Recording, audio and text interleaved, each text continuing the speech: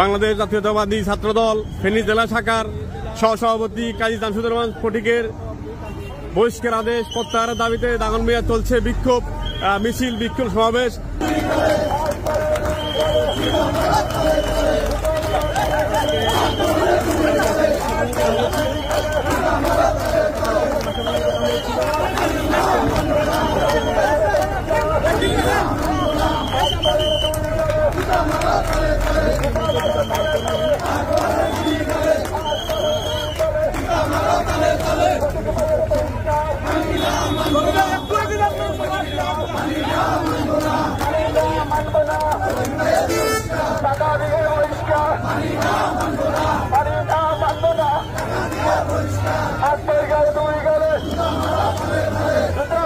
তালে